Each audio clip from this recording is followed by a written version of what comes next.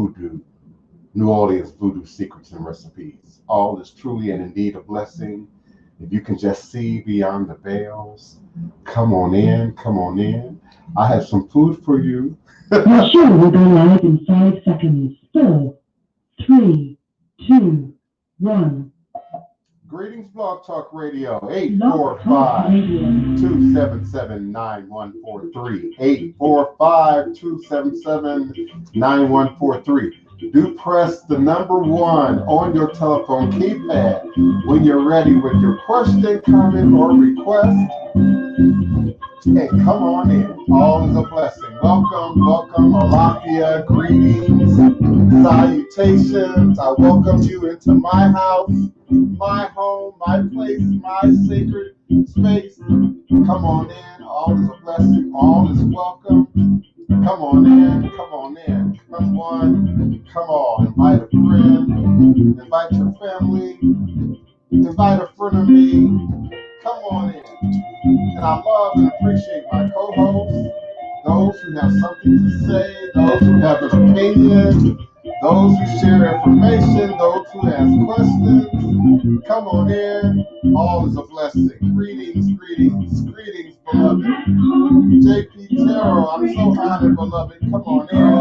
Yes, come on in. Shamafia, Alafia, beloved. Matthew Ferguson, yes. Divine all blessings. Yes, come on in. Eva Orisha.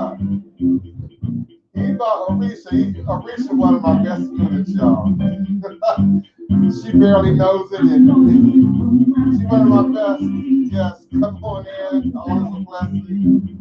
Greetings and salutations. Welcome, welcome. Welcome, welcome. Yes. What time is it? Do you know the weather? Do you know the alignment of the stars and the signs? Are you listening to nature? Is nature listening to you?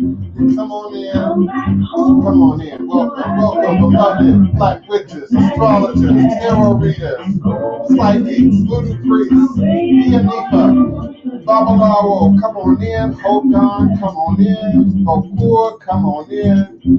Root worker, conjuring, come on in. All is a blessing. Voodoo, come on in. Opiate, come on in. Tibia, come on in. Come on in. Welcome, greetings. Greetings and salutations.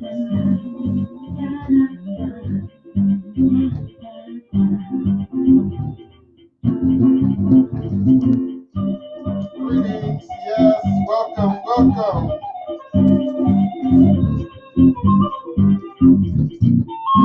I am because my creators are, therefore I be, I be, I be. I can only be. Greetings, Sophia, beloved, welcome. Hey now, girl, come on in. Welcome, welcome. Greetings and salutations. Welcome, welcome. Shamafia says even the rabbits and the squirrels are calling me home. Ashe, ashe, oh, ashe to the planet. Yes, yes, nature speaks, nature calls. There is no voodoo without nature. There is no Ifa without nature. All is a blessing. Yes, thank you, Sophia Nelson.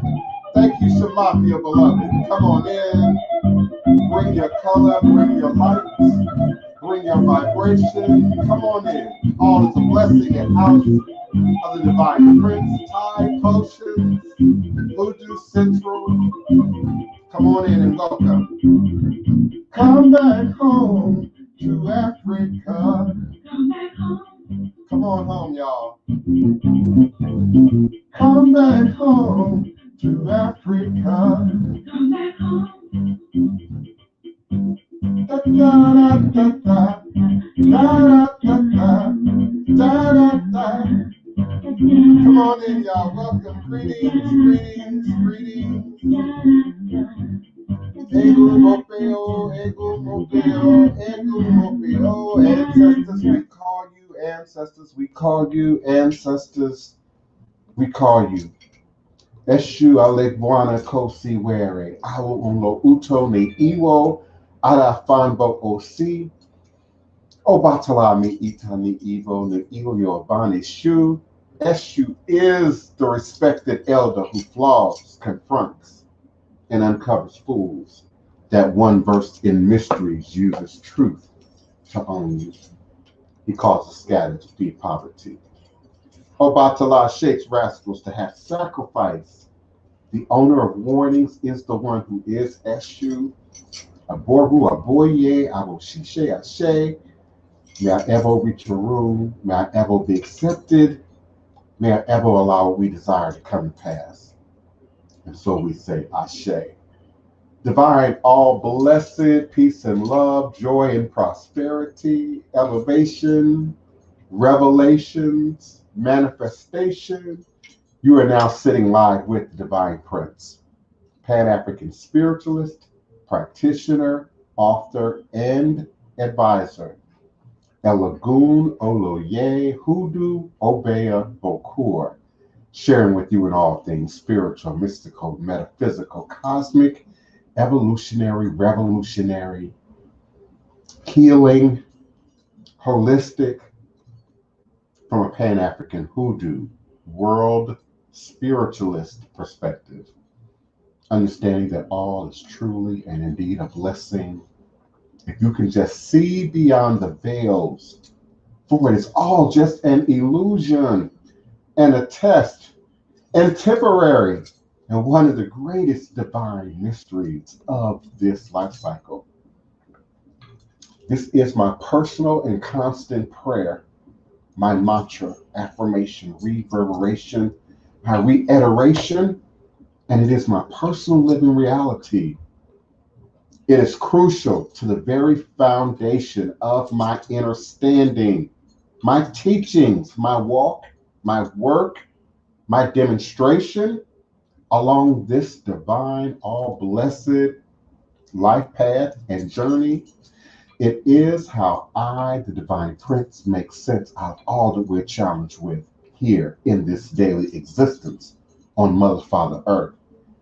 And it is, you might say, but it is my personal place of power and understanding.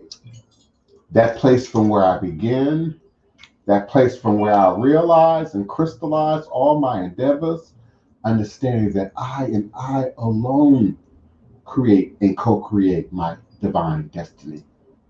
And I alone create and co-create my divine, all blessed reality. And so it is. Ashe. Ashe, oh Ashe. Greetings again, one and all. I'm always so truly honored and appreciative that grown folk would take the time out of the middle of your day, whatever time it might be where you are. It's 12 noon Central Standard Time here.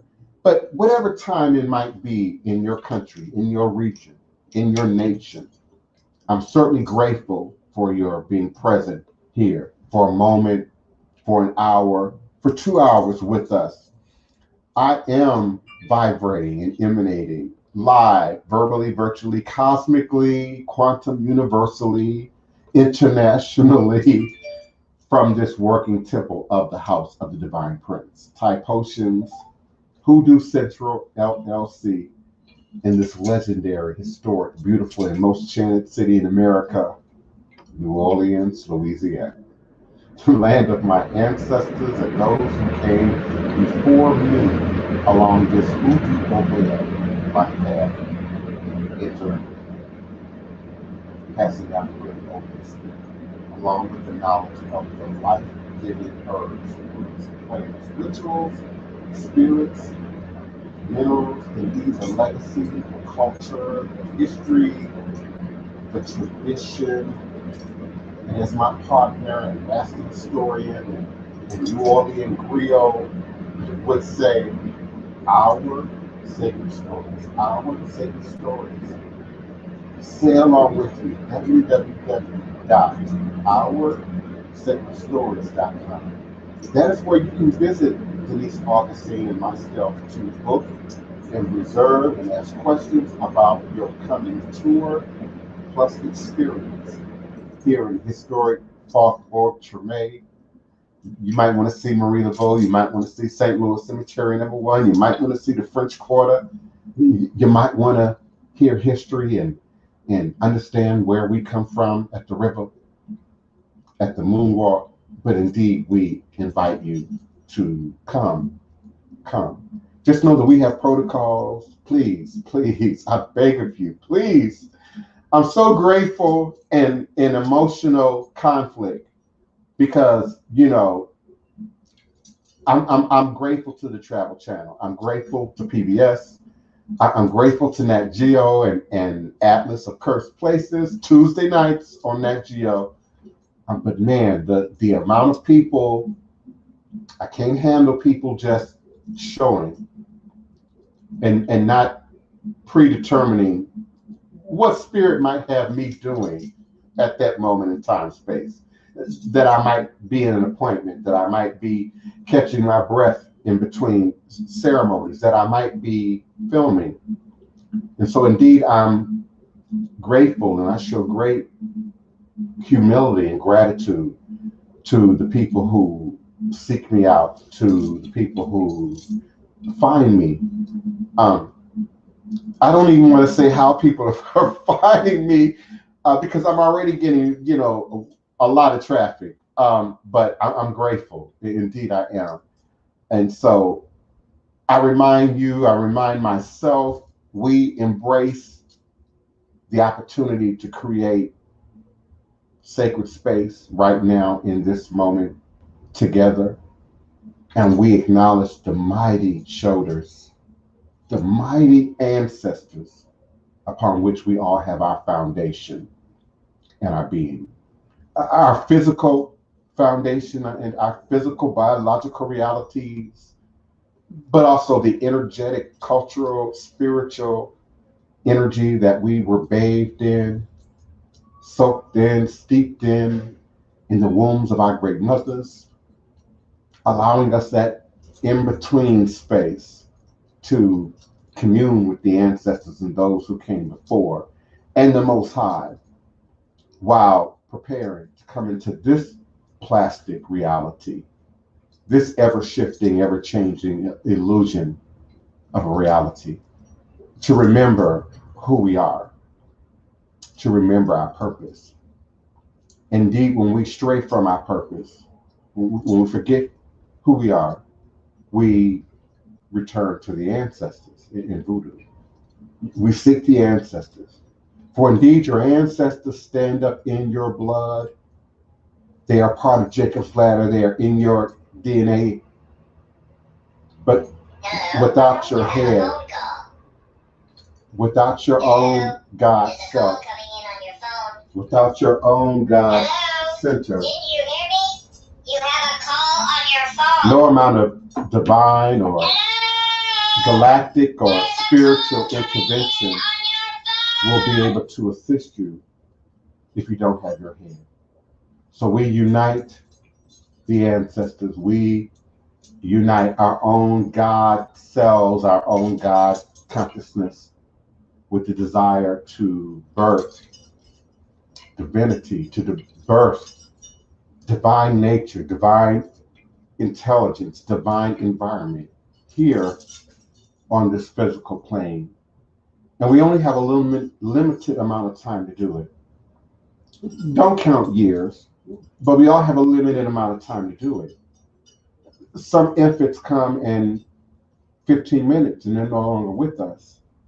A week or two and they're no longer with us, having predetermined the amount of time that they might spend here in this dimensional space. Some might live to see 60, some might live to see 80, some might live to see 100. And indeed, we give thanks for every year, every moment, every opportunity to not only birth divinity here in this sacred space, but also to rebuild ourselves, remake ourselves, recreate ourselves on our journey back to God. and God consciousness. Like Tina Marie and Deja Vu, I'm not trying to come back here anymore. I'm not trying to repeat Earth again. I'm not trying to relearn the lessons of humanity again. I'm grateful for my time, for my opportunity, as I'm sure many of you are. And I've been to the edge of darkness. I've been there. I've been suicidal in my past. I once upon a time thought I would, like many black men, wouldn't live to see 30. Couldn't envision when I was 15, couldn't even envision 30 or what 30 might be or look like. And really felt it was not a possibility in my reality at that time. At that time. So it really goes to show the power of consciousness, the power of God. When I say God, I'm talking about consciousness. I'm talking about Ori. I'm talking about your highest self. If we could just stay out of the way. and therein lies the challenge. Removing the self, the carnal self, the flesh self, the temporal and temporary self. That part of self that is a part of the physical reality that we live in, that I say every day is an illusion, it's plastic, it's ever shifting and changing, and that which is most enduring, most lasting, most real, most tangible, most evident and effective about who we are, our reality, exists in the spirit realm. So on a white day like this, on a purple day like this, some of y'all know that's coded. On a white day like this, on a purple day like this, when we're acknowledging powers, when we're acknowledging Loa and Orisha and Abba Song and all the great deities that transferred themselves in us, through us, here into the new world, let us not forget the mighty shoulders of ancestors upon which we stand on. We seek to reunite Godhead and ancestors. We seek to reunite our manifestation of earth-based reality with that which vibrates with our head. And it's challenging because earth is dense. That physical material, clay, rock, mineral, stone, water, complexity, organic matter complexity, carbon complexity that we live in is plastic, flexible, ever changing, ever shifting. And when we can learn to move in the shift, in the moment, and apply our best power, our best magic, our best voodoo, we then begin to stand and see the blessings, see the magic, see the powers that we often take for granted, misuse, or overlook on our sacred journey. We acknowledge the creator of the head, the shaper of the human body. We acknowledge our ascended ancestors, not the problematic folk in our family, not the relatives, but those who were mighty and strong and powerful, and indeed survived so that you could survive, lived on so that you could live on in this present moment in time space. Indeed, on this white day, we acknowledge those powers that cleanse and protect and remind us of Big Mama and Big Papa and speak to the healing that we all still require. We acknowledge the great power of women.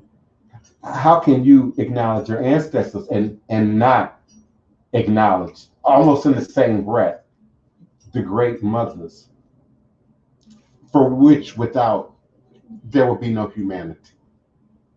For without we wouldn't be here. And of course, in this season, of coronavirus. I know you don't want to be reminded. We are still in the season of COVID-19. We are still in the season of wear your mask. We are still in the season of wash your ass, wash your hands, excuse me, wash your hands and apply that sanitizer. We are still in that season. I understand that 70 million of you listening to me right now may not necessarily understand that. But indeed, we are in the season of Voodoo. We are in the season of Voodoo. Oh, yeah. We are in the season of learning how to apply the antidote. For indeed, we are sick. We are sick. As humans, as people, as a nation, as a family, we require healing. And I know that's not popular to say. I know that's not going to, fuel my ratings. But it is an authentic, absolute truth that we must speak to.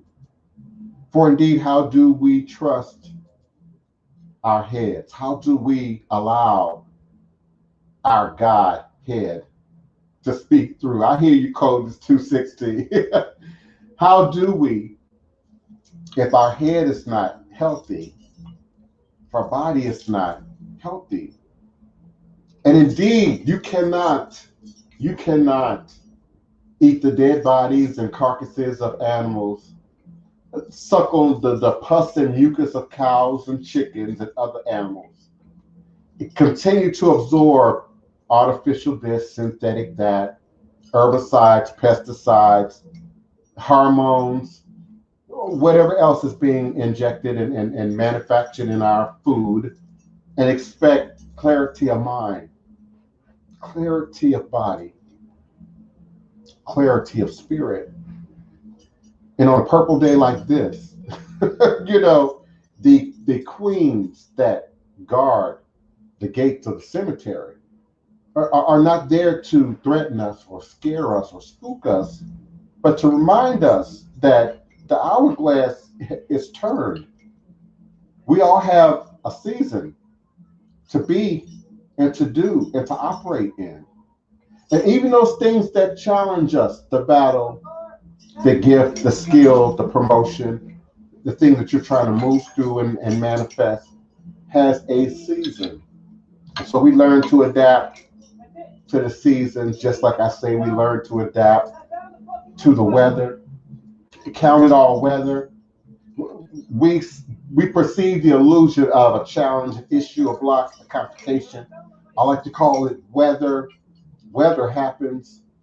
You can't control or stop the rain. You can't control or stop the thunderstorm. You can't control or stop the hurricane.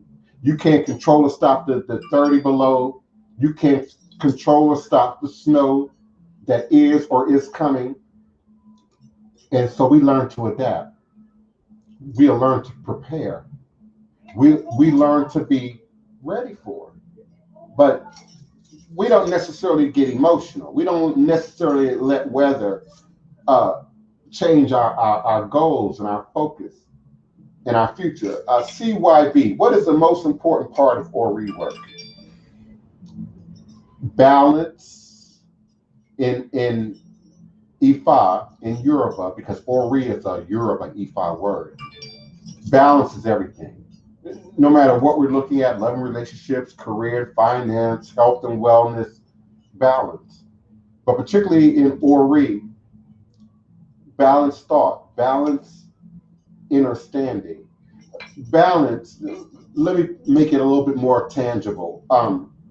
Understanding that we are both spirit and physical, understanding that we are a spirit body, a God and goddess, having a human, physical, temporary reality.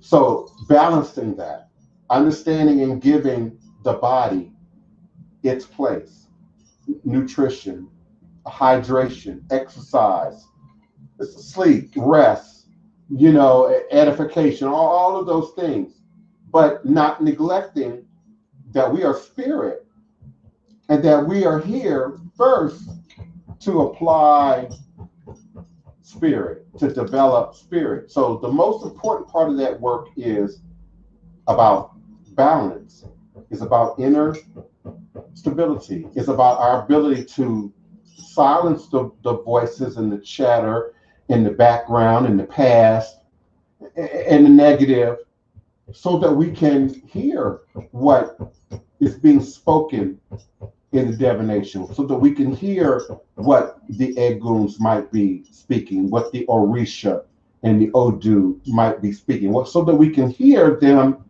again speak organically, naturally, in any given moment in our life, so that the crisis, which is temporary, doesn't shut us down, so that we don't forget. It's crazy how we're wired, because when you're in, instinct mode, fight or flight, hey, the house is on fire, or, somebody's coming at you, aggressively, we click into this mode. And some of us, all the rules, the protocols, everything goes out the window, when we get in that mode. And then there are others who are like Muhammad Ali, who are more controlled and refined. A warrior has to choose their battle. A warrior has to choose their battle. Every, moment is not an opportunity to fight or to war. And I think sometimes my people, particularly my sort of conscious, nationalistic, root folk, we forget that. And again, in speaking to Ori, you can't be in war mode 24 hours a day. You can't. And so there has to be some balance, some centering, some cooling, Omi, Tutu, Omi, Ori, some cooling of the head and consciousness, but keeping the fire lit as represented by other powers within the tradition, but doing so in balance. Greetings, beloved, one Wapani. Greetings, beloved. How you doing?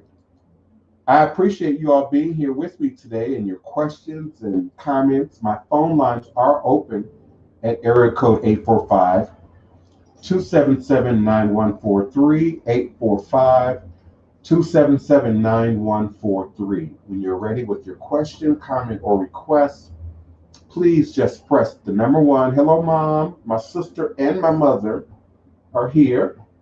Just when you're ready, press that number one on your telephone keypad. I'll be more than happy to unmute your mic and bring you into the conversation. I've been bathing. Well, I've been bathing a lot, but I've been bathing particularly here of late in bay leaf oil, bay leaf concoctions. Right now, it's just all about bay leaf. And I think we, in our search for herbs and roots and remedies and magic, which crosses over, health and wellness, spirituality, religion, we all seek plants and vegetation and herbs and healing concoctions to further separate us from the system, the institutions, the pharmaceutical complex, etc., and all the tragic disease and elements that are connected to it. But also from that spiritual, religious perspective to further restore balance, Ori, consciousness, our ability to sit still long enough to allow God to work, to allow God to manifest that thing that we desire. Sometimes we move at a rushed or accelerated pace, particularly in this Western capitalistic culture and society. And we want things to happen right now, and we want things to happen quick. We want things to happen without a whole lot of work. We want things to happen without a whole lot of investment. And that has been the dynamic of our relationship to nature since the very beginning. The indigenous people said, we don't take more than we can use. We don't abuse nature unless it's for diet, it's for healing, and then we ask permission. I was told you shake the plant. You don't just cut it, you don't just snatch it. You tremble the plant a little bit and you waken it up and you let it know that you're present and that you plan and are asking to partake of its medicine. And then you harvest what you need. What you need for your ceremony, for your application, for your meal, for your diet. And many of you know that all the things that I grow here are edible. All of my herbs, ritual and otherwise, have an edible, uh, medicinal component to it. This is one of my favorite plants, obviously, my sage. My contribution to not wiping out white sage from the entire planet. So please, please, please, that I just clipped that just now. So in my region of the country, I know in Chicago and Detroit and Philly it's a little different, but here you don't have any excuse. And these plants can be grown, can be maintained almost like a bonsai plant indoors if you're careful with them. You show great care in taking care of your herbal plants. I also today, particularly today, snipped some of my what is called Thai basil, some people call it sweet basil, but it is blooming, flowering in the beautiful city of New Orleans in the month of December. One of the reasons I just love my city. And so I just want to share that with you. CYB. It depends on who and what you're referencing. It considers, so what disagreement are you talking about, beloved? That's interesting. That's interesting because based on the wording of your question, I would, and as I said earlier in the show, I would have to look at me first. I would have to look at myself first. And so a simple disagreement, what constitutes a simple disagreement for you? What constitutes a simple disagreement? And then what constitutes a battle for you? So I'm not quite getting it. Now I know right now in this season of red and blue, Democrat and Republican, Trump and sanity, there's this, energy of disagreement just in our society. And I think, unfortunately, the two-edged sword of social media, the two-edged sword of the internet, and I used to talk about this a lot some years back, it's almost like road rage. And there's a false sense of separation and isolation and autonomy that some people develop in a car behind the wheel. And so we see that same sort of energy on the internet. And, you don't see faces. People don't use their real names. They show up in all kind of identities and all kind of signs and symbols are being thrown up, like gangs, whether it's the American flag or the rebel flag or, the red, black, and green, all this overt projection of what we believe and how we see the world. And as Westerners, black or white, red or green, as Westerners, we feel a sense of superiority to our opinion. We feel a right to our opinion, and then we feel an entitlement to our opinion, which is two totally different things. I often do not share my opinion. Have you noticed that? I often don't share my opinion. I often teach. We talk history.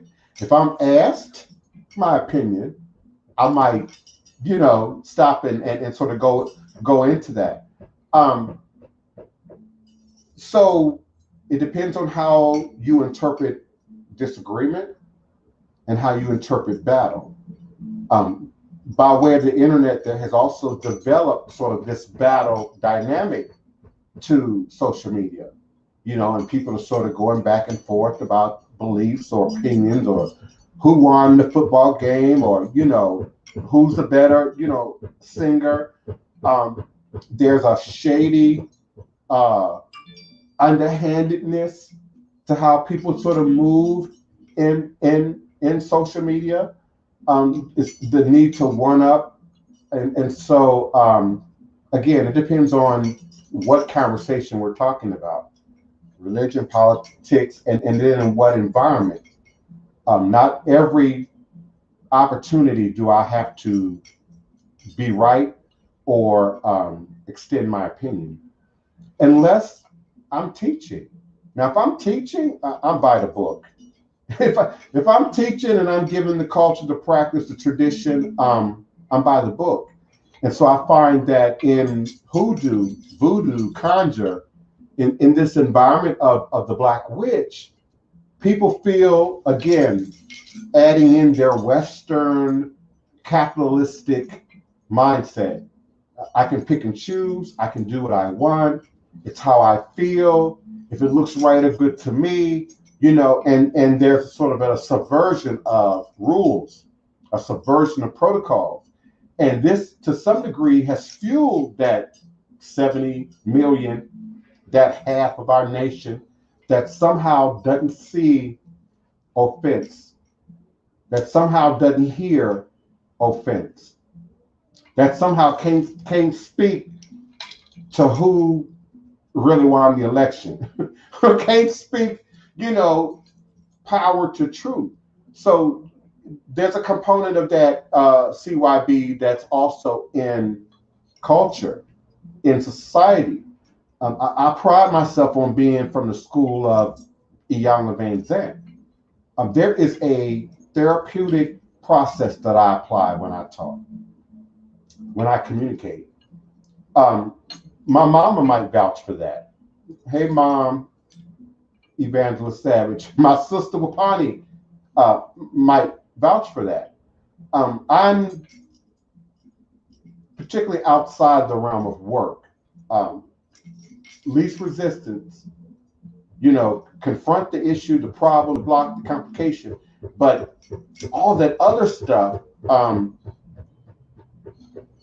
it has everything to do with what we bring to the table and how we view agreement or disagreement. I don't necessarily find people who don't agree with my opinion about something to necessarily be disagreeable. Again, that's, people have their opinions, that's a whole nother separate realm from teaching, from formula, from practice, from tradition. And then once I realized that people don't want the truth or what I'm teaching, I go silent. I stop. You can't give someone, and I've made that mistake. I probably made that mistake recently. You cannot give people more than what they ask for. You can't give people more than what they want. They'll find a way to abuse it, misuse it, take advantage of it. You just can't. So I pace myself, whether we're personally, professionally, and then, me having Asperger's brings a whole nother level of information to the conversation because I sort of operate in a train. And my cars don't get moved out of position. That's why I run into a complication. And so teaching works for me because it gives me that framework, that formality of having a structure. A, B, C, D, 1, 2, 3, 4. There's no opinion. There's no adding to, taking away from. But if we're talking about life and politics, and that's a whole nother arena. And then I allow people their space. I allow people their space to judge me. I allow people their space to not like me. I allow people their space to feel some kind of way about me. I allow people their opinion. That doesn't affect me in any way, and it's only human to allow people that. But in terms of just in general, it has everything to do with how you view battle and disagreement. Disagreements are natural, says Shamafia. Everyone has an opinion, belief, but depending on the maturity of the person can change the degree of discussion. That I absolutely agree with. Um, I can discuss with my mother, the beloved Queen Mother Gary Von Sell Savage. I can discuss anything with my mother without it becoming a disagreement, disagreeable, or even a battle. Now, it hasn't always been that way. Both of us, neither of us have always been, to use Shamafia's formula, mature spiritually. But not just spiritually, orally. It's a saying, the more you cuss, the less vocabulary you have. Now here recently, people have changed that around and said the more you cuss, the more free and open-minded and, less restrained you are. And that might be true. But I find that we exist in a world where people are mature vocally, verbally, vocabularily. And when you lack understanding about who you are, what you're feeling, what you're saying, what your opinion is, and then you don't have the words. I often teach in my ministry. You can't. I said it yesterday. You can't expect people to understand what you can't explain. You can't judge people for not understanding what you can't explain, what you can't put into words. And that's why I love email. It's a whole other thing about, well, what did he say yesterday on this show? We might have to then go back and roll the tape. But this chat and that email and that black and white type, it is what it is. You said what you said, I said what I said. It is what it is, and we can't then later go back and reinterpret it, redesign it, and so there is a lack of maturity in how Westerners communicate. And I'm not just talking about, the usage of slang language and, how we chop up our words and try and communicate in incomplete sentences. One of my pet peeves, beloved CYB, is young people who say, you know what I mean?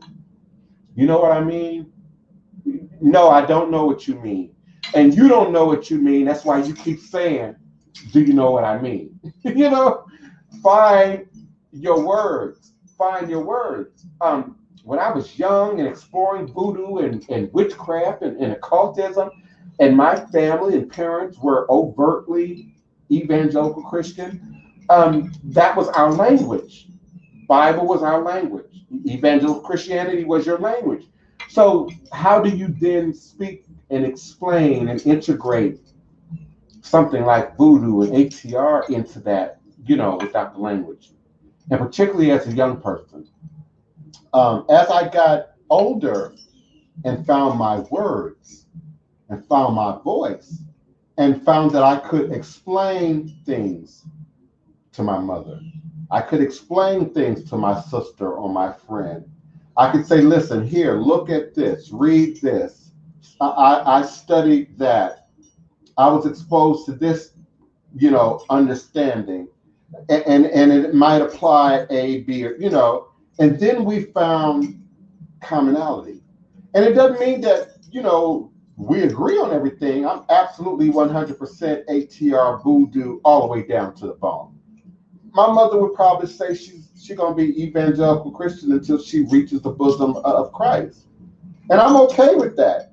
As we said yesterday, the Goddess Initiative, I'm not in challenge, CYB, with the Christian. I'm not in challenge or battle with the Islamists, who will have their belief, who will have their understanding, who will have their way of doing things, who will have their protocols. And I certainly wouldn't go there and say, well, why is it that the men got to sit on this side and, can we change that up a little bit? I wouldn't do that. We can't wear our shoes into a mosque no more than I allow people to wear their shoes into the Voodoo temple. So we don't, there's no battle there. But I think it's when we are in our personal space, feelings, opinions, that's where there's room for battle. If we're teaching math, there's not a whole lot of room there for battle. It's 1 plus 2. I mean, 1 plus 2 equals 3.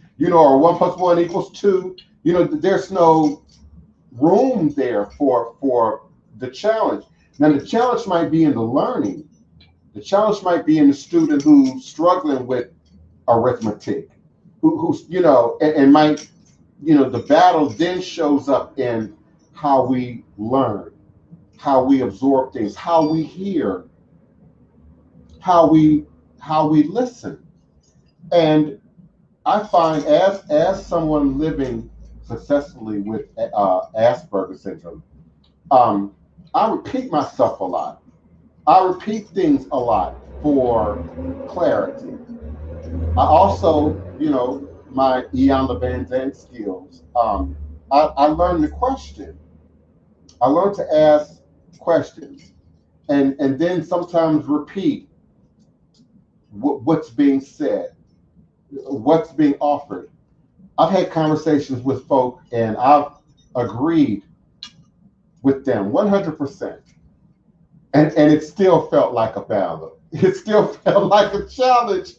So I think it has everything to do with how people view disagreement, how people view battle, and then the experience that they bring to that moment in time space, that conversation, in terms of communicating. How well do we communicate? We don't communicate well as people. We don't communicate well as men, as women, as transgender, as gay people, as Republicans, as Democrats. We don't communicate well in America. We talk at people. We shout at people. We are constantly in a state of defense. If you feel you have to defend what you're saying, then you might find you're always in a state of battle to enforce what it is that you're saying. So there's that whole degree of how we communicate in America. And so when we see things like a Ian Levanzant, like a Dr. Phil, more so than the psychology and the psychiatry and their great degrees in that hour of TV, we're more seeing and experiencing the degree and the level of communication and how people communicate.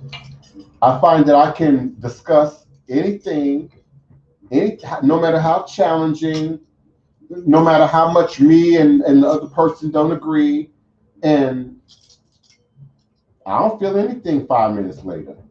I can communicate with the same person, about something else on to the next thing. It just, I don't care if it's politics, religion, it just doesn't get stuck in my crawl in that way. And there has to be a time and place where you say, I did my part. I said what I could say. I spoke my truth. I struggled to find a way to clarify, but they either, may or may not have heard or received the clarification. But then you have to know when to pull back.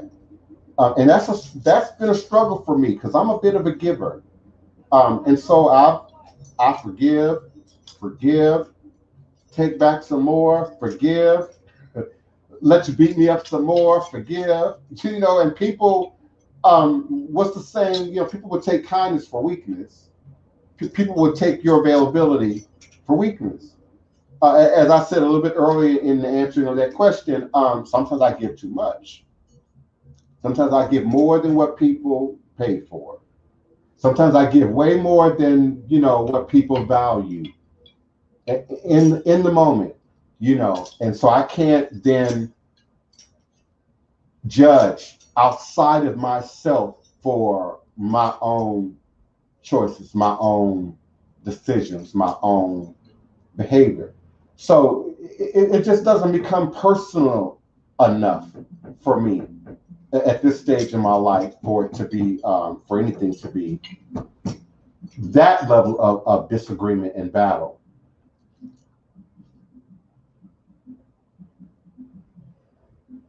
Um,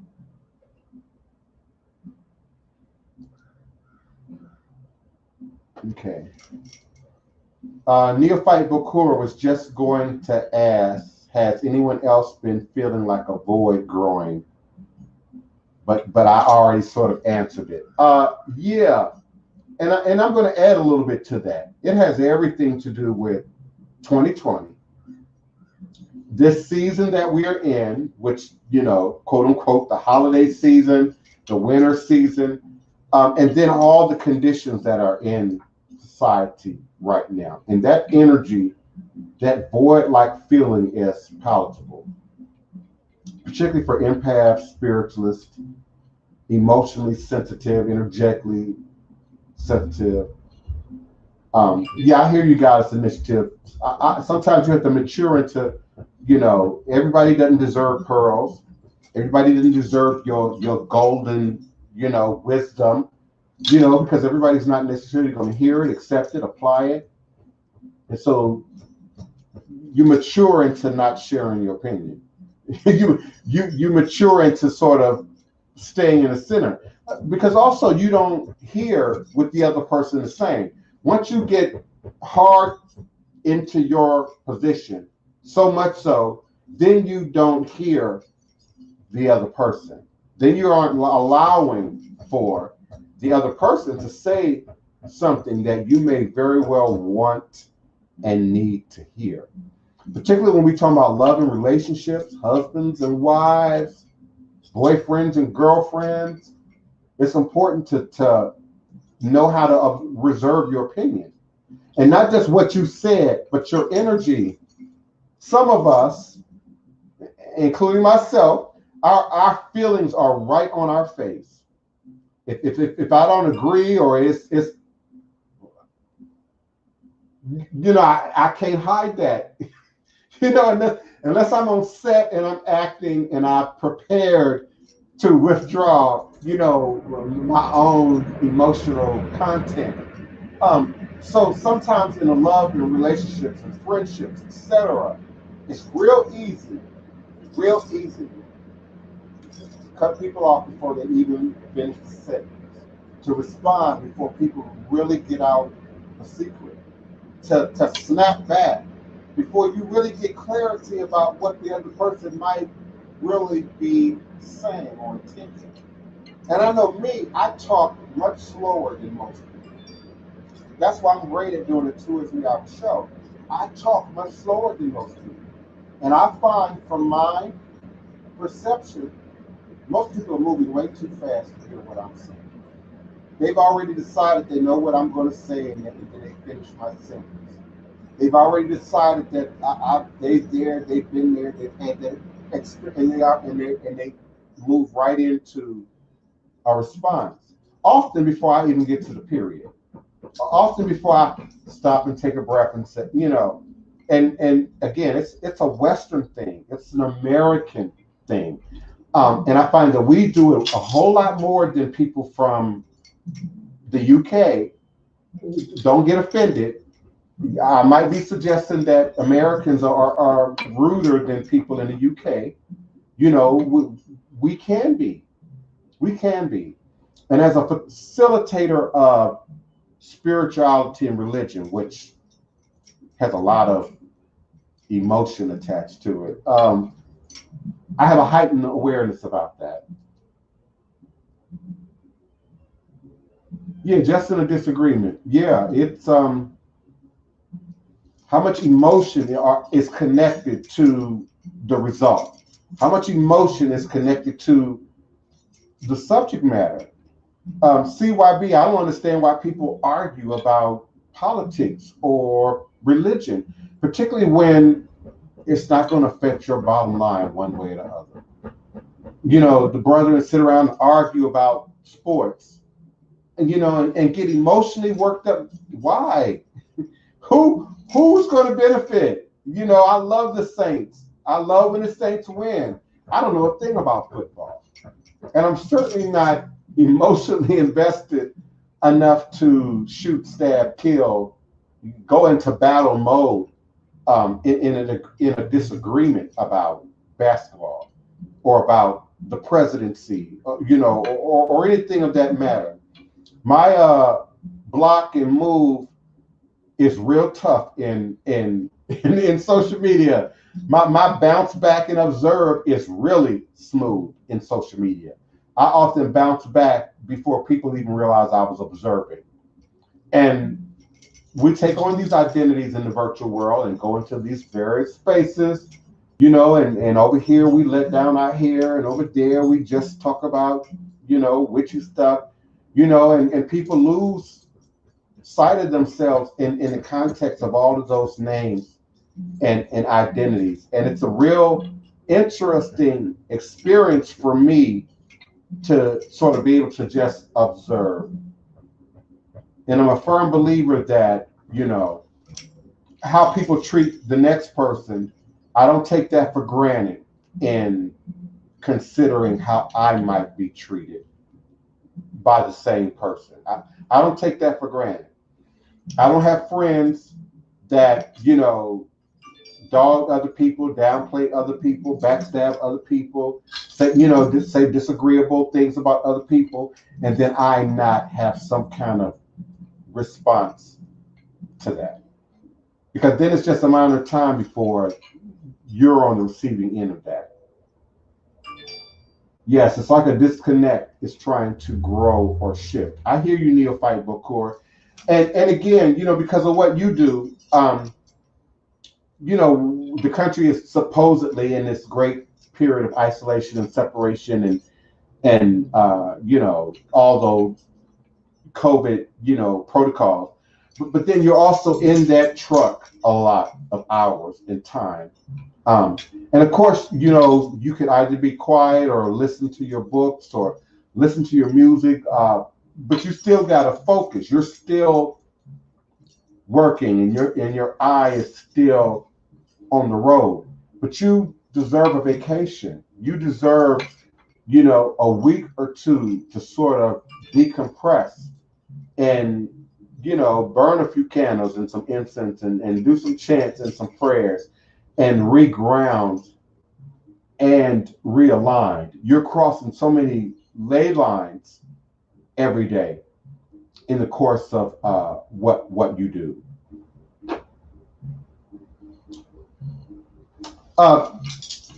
CYB, beloved, I have no idea who you are right now. And again, I often think when I look from my inside to the out, that I over-explain myself. But then there are moments like this where I feel like people don't hear me. I have Asperger's syndrome. I have a very unique wiring. And so you're throwing out questions and comments and context as if I should know who you are. I have no idea who CYB is. You have no face picture. Your name doesn't ring any kind of bell for me. Okay. So if you want to study under me, I send me an email. I certainly would appreciate that. Sort of connect the dots in terms of who you are and your identity. And let's see what we can do to sort of move some things forward. I'm also very literal. And now I'm speaking to Yvonne. If Yvonne is here and listening, if I say I don't understand something, I don't understand it. If I say what you're saying ain't registering with me, it's not registering. That's not a game. That's not a social technique. Like, you know what I'm saying? That's not what that is. If the divine prince says that's not making sense, it's not making sense. And I'm clueless to what's being projected. And to then imply that, well, you know what I'm talking about. No, I don't. No, I don't. That's just like the friend who picks up the phone and calls you and, hey, baby, how you doing? You know who this is, right? No, I don't know who this is.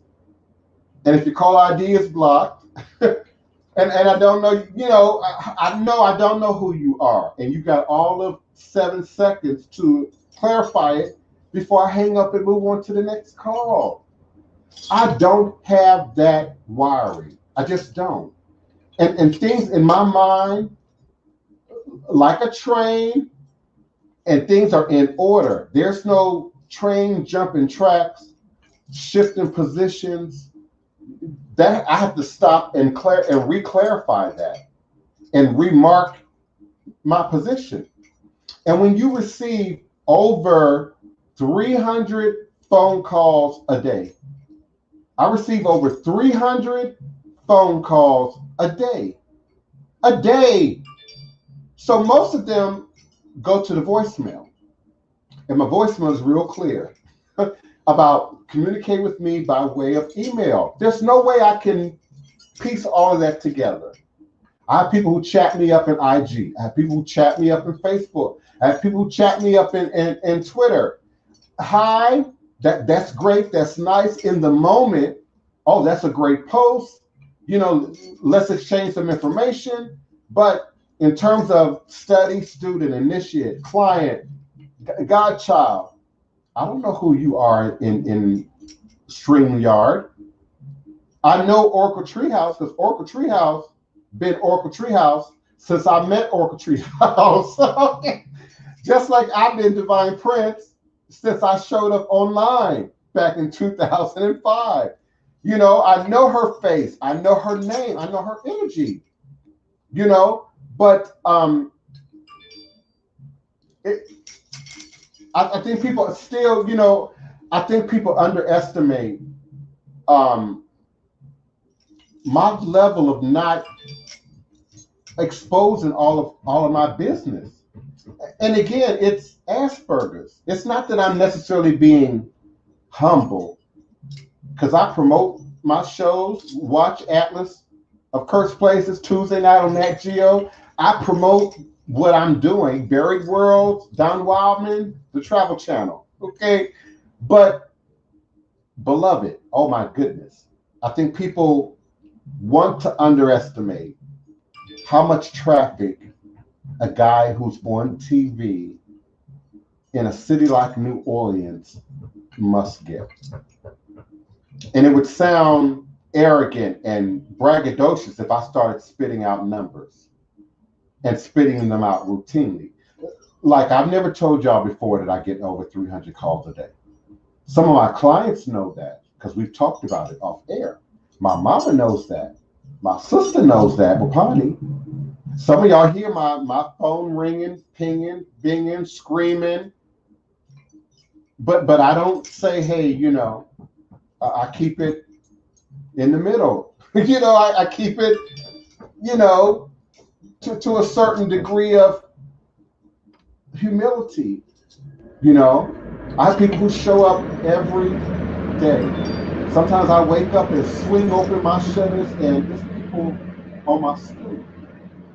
It's rum and wine and cigars on my stoop. And I've had people attempt to destroy my lawn furniture and destroy my plants and my pottery at 2 o'clock in the morning because I didn't come out to respond to that. It's never ending. It's never ending.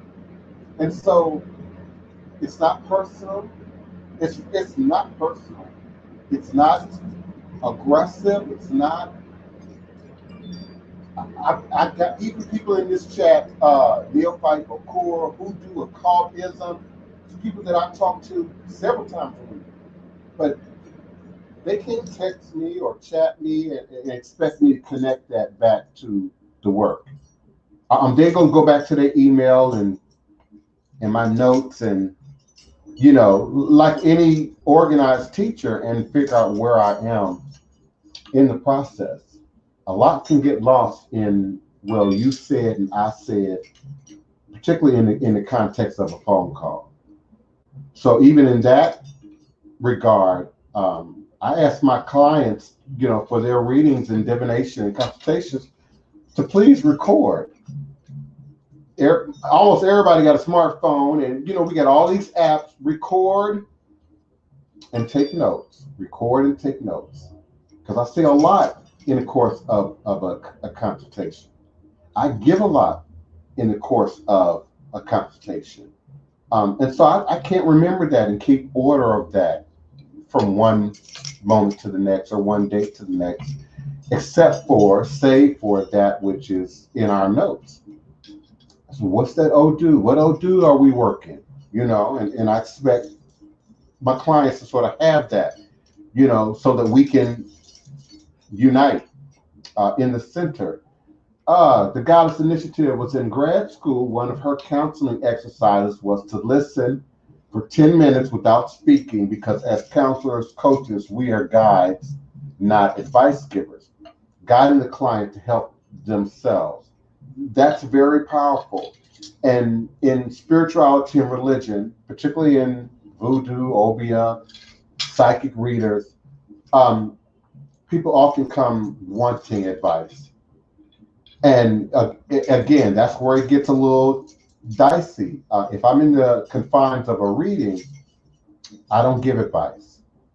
I only read, say, share what Spirit is saying, what the ancestors are saying, what the Orisha are saying.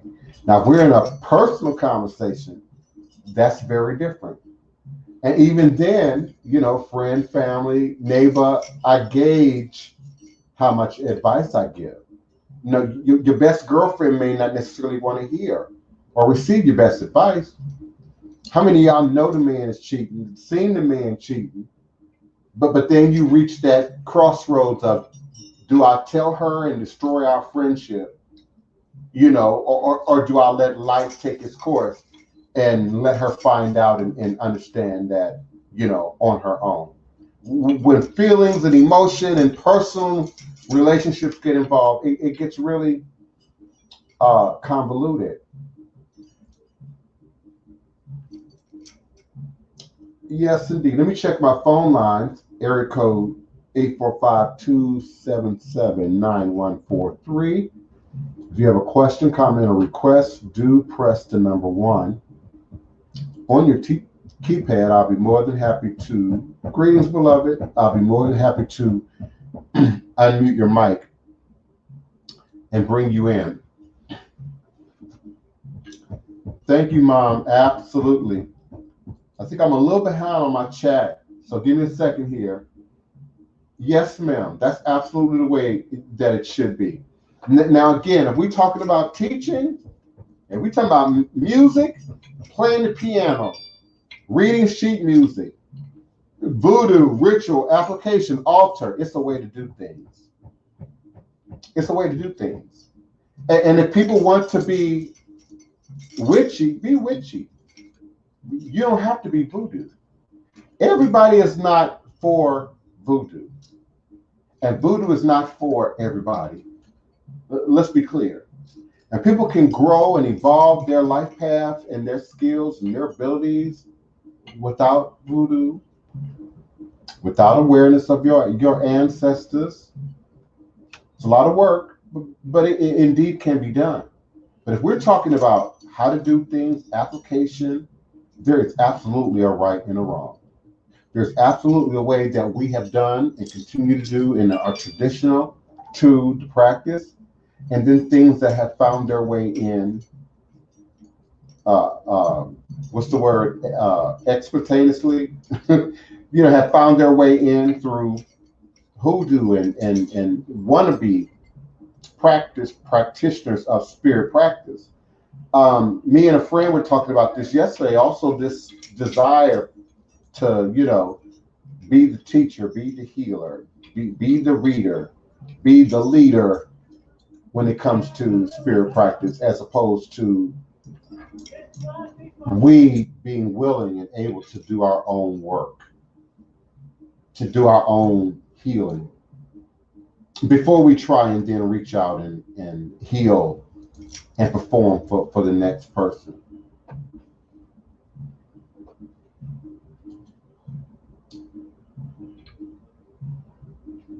Yes, I appreciate all of you all's questions and comments, particularly in the chat. I would have to read them out because the people, of course, on Blog Talk Radio can't see them. The Goddess Initiative says she's not about to argue with anybody, especially on social media. She's quick to say you're right and go on with her day. I'm so there with you.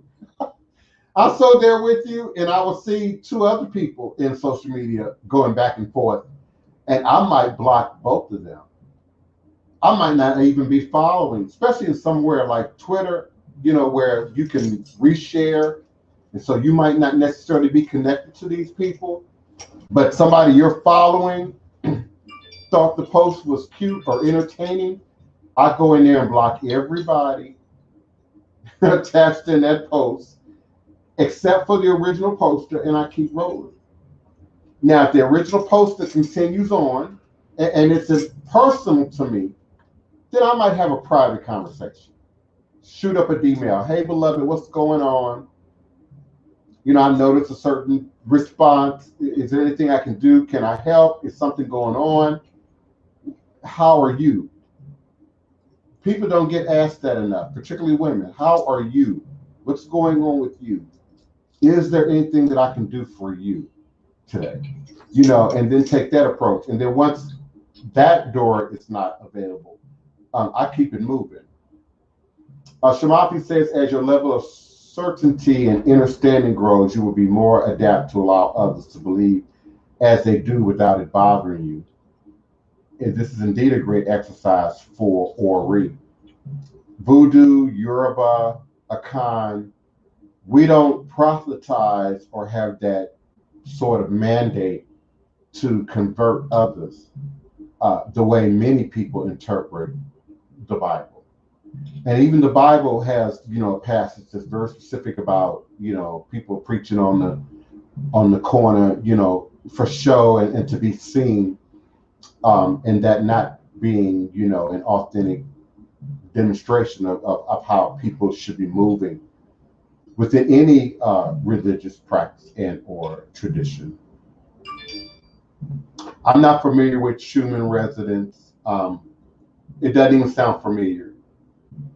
Maybe the void we are feeling is due to the heights of this resonance rising from our earth. Perhaps, but I've never heard of that. Code is 216. I just wanted to go. I wish I could get paid to travel. I don't like being in one place. Now, that's a great comment. Now, code is 216. I don't expect you to type. Don't respond. Just hear what I'm saying. I don't know how old you are.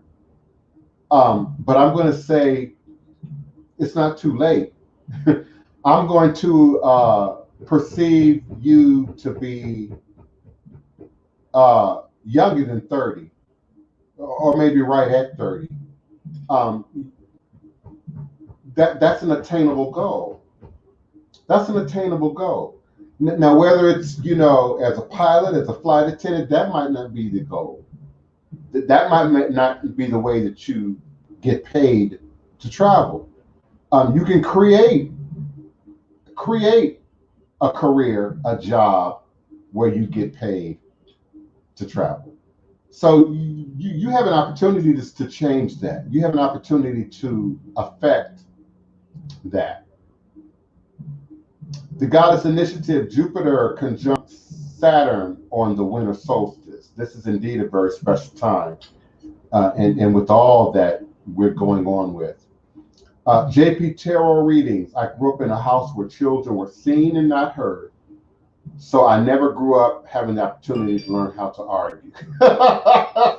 Now that sounds like my house. I grew up in a house where children were seen and slapped in the mouth or hit upside the head with a hard object. So, there wasn't an opportunity to argue. There wasn't an opportunity to have whole lot of opinion. There was an opportunity for a whole lot of debate and discussion. And so I went out into the world in that regard completely defenseless, completely prepared to be bullied by every, big mouth bully that I would encounter. I learned on the street about battle, about, perceiving the attack, uh, then defending, the attack. I kind of learned those things on the street. And as I got out into the real world, I found that people were extremely combative in nature just on appearance. I mean, I could literally just long dreads, African voodoo style, just walk into a store, walk into a place, and elicit negative energy from people without ever saying a thing, without any argument, without any comment, without any opinion, without any sign language, and elicit the most negative energy about people. And then I have people such as my sister, Wapani, and others around me who made a transition in their life, a conscious spiritual transition. I'm remembering when you were still working, I want to say 911, and how people would just come at you, with all manner of negative energy based on what you're projecting. Because many of us are projecting an energy that causes others to question who they are, to question where they are on their journey, to question what they're doing. So people will see your style, your hair, your, cultured appearance and feel some kind of way about that. There's also that, those church spirits that still exist in some of y'all who believe you've, excommunicated them from your psyche, but where that has not been filled in, reprogrammed, or replaced, some of those intuitive responses from that programming will still rise to the surface. And I find that to also be a source of great disagreement and battle energy in conversations. One Wapani, my beloved sister, says, most people don't even listen for the other person's perspective. Unfortunately, they don't listen to understand you. They're listening or asking to formulate a reply that validates what they already think or believe. That is an 100% absolute. Absolute. And it's a reason I'm about to get in trouble here. It's a reason that I often will not work with or read other readers. I can't tell you how many people on my 800 numbers that I've blocked, deleted, dropped the call. As soon as I got that business title, LLC, as soon as I seen that, I'm a reader, psychic, root worker, what you calling me for? What you here for? And that's where the communication divide happens often for me. Because again, there is a way to do things in Voodoo. It's not random. It's not emotional. It's not, oh, well, I feel connected to this and look, and let me. That's not Voodoo. It's not Voodoo. This is a very formulaed tradition. Very formulaed. That's formula with a D on the end. Very formulaed tradition. Very organized tradition. There's a way that's duplicable, that's repeatable, like science, to apply and get a result and get an application. This isn't, let me try a little bit of this and let me try a little bit of that. No, this all feels good and peace and hair grease. It's just not. It's just not. And some of the requests that I'm getting, venereal diseases, skin conditions, mental health issues, issues of incarceration and in the justice system. People need result-oriented formulas. People need result-oriented balance. A guy who's looking at 20 years ain't trying to hear, beloved, just sit and wait on spirit. And spirit, they're not trying to hear that. They're not trying to hear that. And so often as a practitioner, I have to struggle to first get them in that centered spiritual place, but then to apply a formula consistently, accurately, that allows power to rise and demonstrate itself as a part of our reality.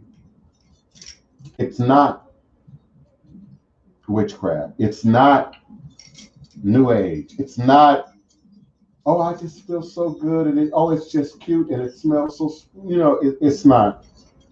It's not. Thank you, Shamafia. Opinions, politics, sports, it's silly. To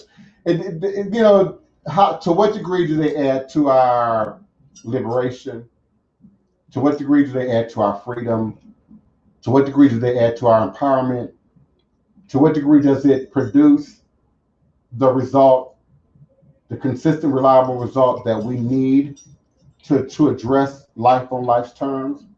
Because at the end of the day, before I'm going to argue, I'm going to say, is that working for you? How is that working for you? And if you tell me, oh, it's working, hey, you don't need me. Peace and love. You don't need me at that point. So yeah, I don't. Who that?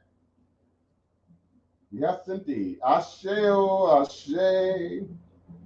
The Goddess Initiative doesn't understand arguing about politics and religion either. That's what she meant when she said she was okay with the church. She ain't literally okay with the church, but if you like it, she loved the hell out of it. It's your life, and do you, don't do me. I added a couple extra words. I added a few words to your statement, the Goddess Initiative. Yes, indeed. Do you, don't do me. Do you, don't do me. Do you, don't do me. It's that simple. I'm not calling you to ask you how to do it. I'm not calling you to help me to understand. So do you, don't do me. But if people are asking me, I've got to give you truth. I've got to give you authentic. I've got to give it to you the way I was taught it. I've got to adhere to the rules that I already know exist. And I can't play like they don't exist. I can't rework them for money or anything else to appease one over the other. Because at the end of the day, this tradition, these practices will live beyond me. These books and these documentaries will live beyond me. The teaching and the information that I'm passing down will live beyond me. Prayerfully to show up in your children, your grandchildren, your great-grandchildren, show up in our community and in our world favorably in our best interest. Yeah, I see CYB. Yeah, the chat, I'm a little behind on the chat.